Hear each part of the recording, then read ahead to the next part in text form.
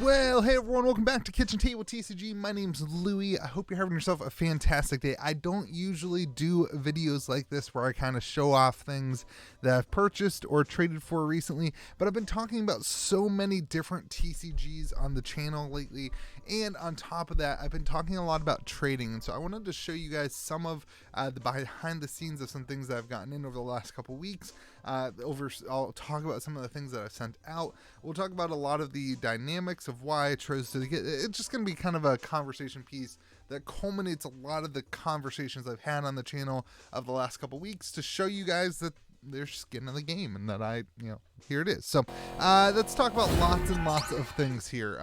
I don't know dates on when all this stuff happened. Some of it's recent, some of it's maybe a month or two old. I just wanted to share a lot of the trades and things that have been going on. First of all, let's talk, where do you want to start? You want to talk with, let's just kind of go down the line.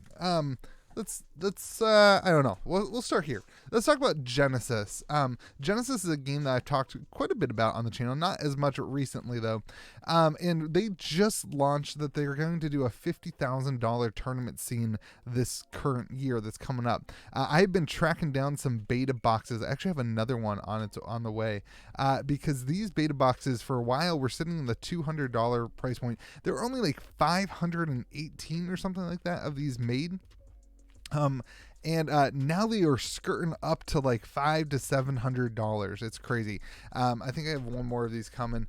These are super cool to have. It's like when I opened one of these on the channels before, but this is like one of those games that I think will just kind of stand the test of time. It's just going to kind of grow slowly over the next couple years, and I think it's a very stable game in my opinion. Assad's a great game developer, a great CEO, and something that I think this being such a low print run is really important because there's just not a whole lot that these can do moving up or down, and it's easy to keep track of them. So really like beta boxes. Alpha boxes, I think there were only 20 some of them. I do already have an alpha starter kit, which is cool, but I really like those beta boxes, and they're just kind of slowly trending up. Crucible of War, you guys know I'm already knee deep in Crucible of War, but I did recently get one in a trade for some other fab stuff. I'm kind of trying to gravitate a little bit to some sealed product. It just seems a little bit more stable, and it's also in my mind more fun. Just to have, I think you can always open this and have a good time. Sometimes I just have too many singles, so I've been kind of trying to trade out of some of my singles and into some of my sealed. You'll see on the channel, I'm trying to get out of BGS slabs too, so this was actually part of a trade that I did that was part of getting out of some BGS slabs. You'll see some other stuff in here too, but yeah, it's just one of those things. Like, I love Crucible War. I think I have another couple boxes recently that I just got of this. This is really the only set that I heavily continue to get into. The other boxes are just a little too expensive for me. But this is sitting at like the 550 to 650, so it's holding up. But I'm a big fan of Crew, and I'm a big fan of Sealed as well. So, all right, moving over to Metazoo. A couple of these are old. I've also traded away some of these, and I've got some coming in the mail. It's funny, like for Metazoo, Mothman cards are basically cash. So if there's something that you want, that you don't have actual cash for, that's just like first edition sealed boxes. Everybody wants them. Doesn't matter if they already have them. They're happy to get more of them. So I actually bought a couple of these after the reserve list announcement. I've traded for a few of these, and I actually have traded a couple of these for some other Metazoo cards. I've traded a couple of these for Pokemon cards. I have moved these around. I consider sometimes things like this staples of the game, that are as good as cash for a Metazoo fan, for somebody who trades or buys Metazoo. Mothman first edition, especially slabbed, are basically the same as cash, and so it's for me, I always will take them, and I will always offer them in trades for people who want them. It's just fun to kind of move them around, and it works the same as cash. Speaking of cash, other Metazoo I have been focusing on is Nightfall. While everybody else is so focused on Wilderness and those other things, I guess one of the perks of his store is I can kind of focus on some of the other stuff that the market's not thinking of. I slept on Mothman, or on Wendigo, not gonna lie. I went heavy on Nightfall Mothman. You guys know that. I have like way too many Nightfall Mothmen. But I was short on Wendigos, so I've been kind of trading for these and picking these up. Big fan of the Nightfall Wendigos. Again, and these are more things that are like, they're easy to move around if you've got other things that you're interested in for people. So I love trading. That's one of the things I really like about trading. It's just a lot of fun, and it kind of works same as cash.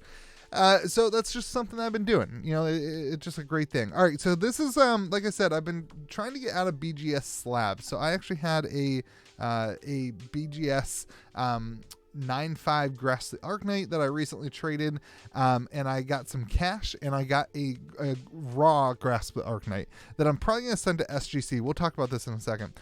Same thing happened with Bloodsheath Skeleton. I had a BGS raw, or I had a BGS 9/5, and I traded this for cash and a raw.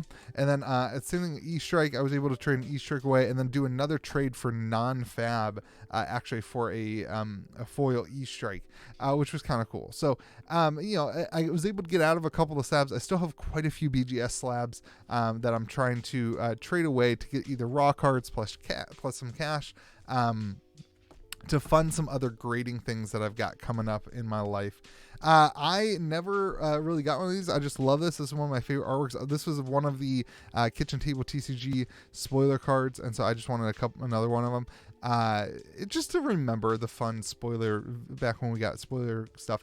But this is fun. Like I just love the cold foil this, so I traded for another one of those. All right, let's talk about the there's more of these somewhere. These got out of sorts. Let's talk about the fables here. I've been kind of scooping up some fables. As again, nobody's focusing on them.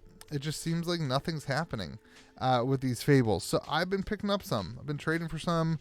I've been, wheeling and dealing. I ended up opening some more WTR, and I just kept them this time instead of selling them. This is just like, if the game is gonna be successful long term, there's no way that these cards don't have value in the future. And nobody's buying them right now.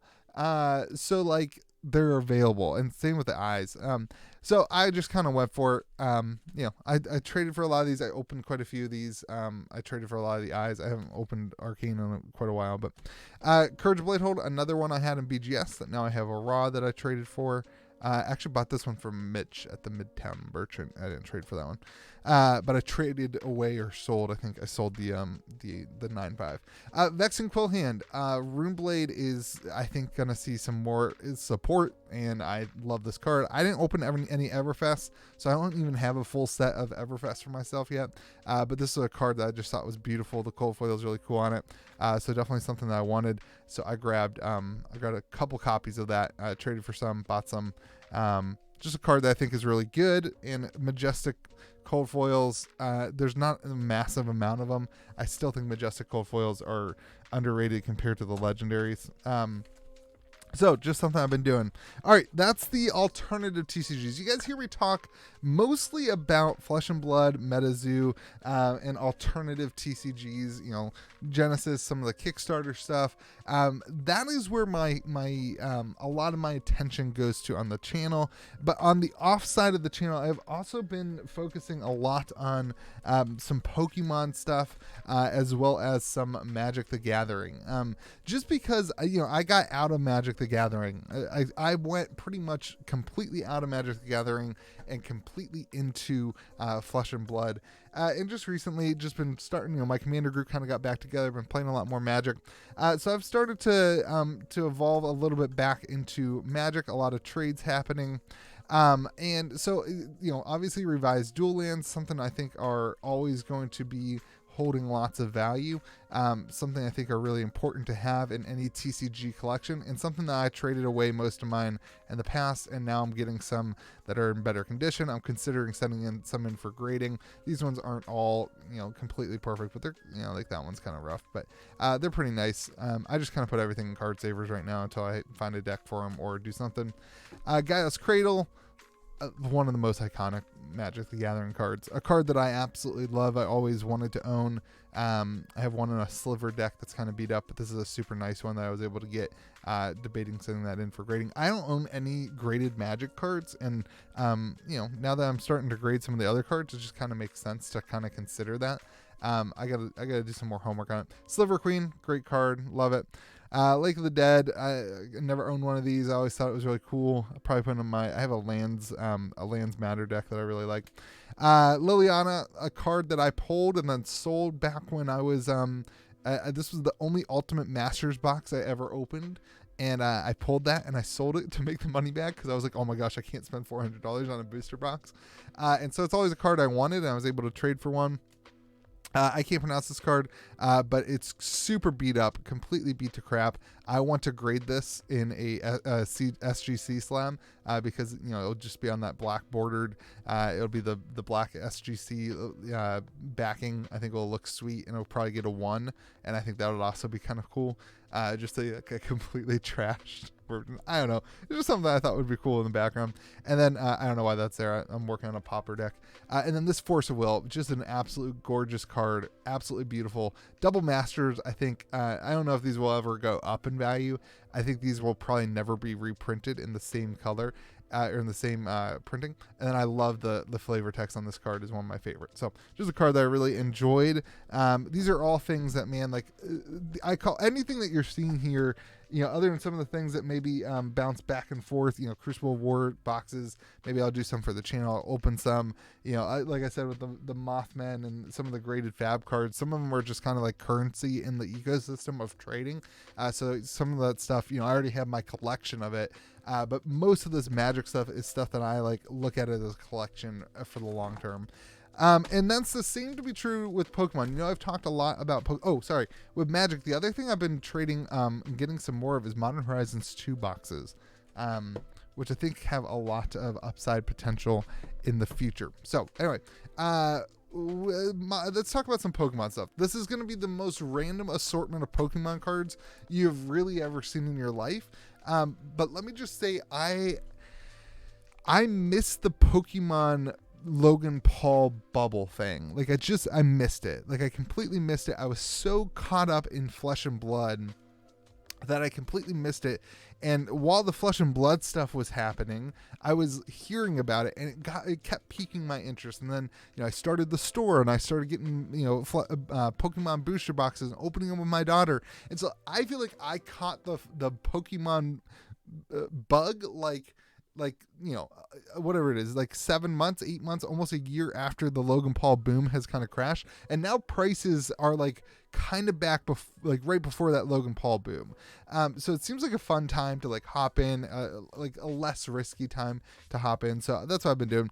Celebration stuff seems like it's going out of print. And so I picked up a couple of the iconic, these are like $5, guys. Like this is like, I think it's like a $5 or $10 card. Same with the Blastoise. I had pulled 2 Charizards. I already graded my daughter pulled a PSN. She's 2 years old. My daughter's 2 years old. She pulled a PSA 10 that graded PSA 10 Charizard. So I already have the Charizard, so I don't have to trade for any of that. Some of these super old, what do they call these? I don't even remember what they call them off the top of my head. But super old Charizard cards are super cool. I never really collected Pokemon in this day of age. So it was really cool to kind of hop in.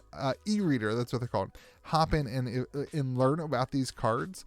Some of these are in okay condition. Some of them are pretty beat up. So like it was a lot of fun to it's been a lot of fun to go and learn something. Like I played a lot of Pokemon, what is this, 2002? Like I was 10. I had kind of gotten out of the Pokemon thing. It just wasn't, I was so focused on sports. I was so focused on baseball. So I kind of missed that era.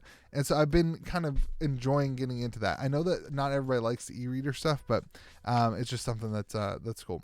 Obviously, Lugia, whatever. I think it's Lugia. A card that's just iconic, Neon Destiny, I believe it is, an iconic card. These pop up all the time in trades. I was able to get actually a first edition one as well. These pop up all the time in trades. This is, again, kind of like currency in Pokemon, in the Pokemon world. And I love cards that have that effect, because then once you have 1 or 2 of them, I don't like BGS. I wish I could get out of BGS slabs even here. These I traded for before I did my grading video. It's harder to get out of BGS slabs in Pokemon than it is in other Flesh and Blood and other things, because most people want the PSA slabs, so it's a little harder to get out of the BGS ones. and I also don't know what I'm going to grade there. So Charizard's obviously super cool. Mewtwo, a card that I absolutely love. I know this is getting into some heat. I'm not trying to show off or anything like that. I'm just showing you like some of the things that I missed out on that now it's been fun to trade into and to hop into. Like I missed the bubble. I missed the excitement. And now it's kind of died down, and these cards are a lot cheaper than they were before Logan Paul stuff. So it's been fun to kind of trade for some of those. I did not buy any of this stuff. All this stuff is from trading, and trading is so much fun. It's enjoyable. Obviously, you guys heard the Charizard happened. I'm not gonna get into the details of the trade and all that stuff, but this was acquired, 0 cash moved hands.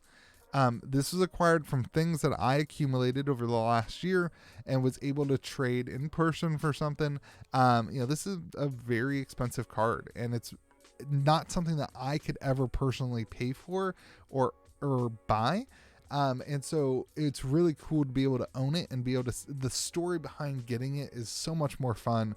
I actually had the KitchenTableTCG started as an Instagram account, and I was going to trade a basic island all the way up to a Black Lotus, and I got to like $350 worth of cards, and then I just kind of stopped.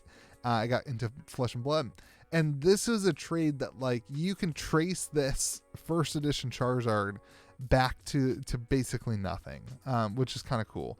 And it's fun. It's just so much fun to get into that trade stuff. I wish I would have documented it a little bit better. I threw these in here as examples of things. This is about as new of a card that I want to see in Pokemon. You hear Rudy talk about all the time that the amount of slabs that are going to be coming back is really extreme. And I think that's pretty true too. And so I do take that into consideration. 2017 is a little too new for me, although these are pretty hard to find. They're not super, these ones are not super overprinted. There's not a billion of them. So I think they're pretty cool. I think they're beautiful cards.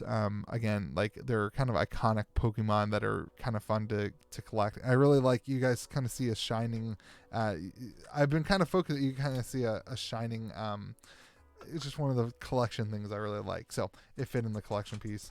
Kabutops, actually have another one of these coming. Just one of my favorite Pokemon of all time. These are really cool cards. And then a shining Raichu. So yeah, you can see, like, I think Pokemon, the reason that I'm into this whole Pokemon thing right now, it's just like I'm talking about with my daughter all the time. We're watching Pokemon. It's just on my brain all the time. And these are things to me that are fun to collect and that also have a lot of I don't want to use the word like everlasting value, but there's not a whole lot that can go wrong with a first edition Charizard. So for me, if I'm able to trade into it and able to just like have a fun experience getting to some of this stuff, it's going back to the beginning of this, like the Genesis booster box. Like I'm so confident in that. I really believe that like these things are that they have communities behind them, that they have people who love them, and they may go up and down in value every now and then, but so does cash, so does stock, so do all the things.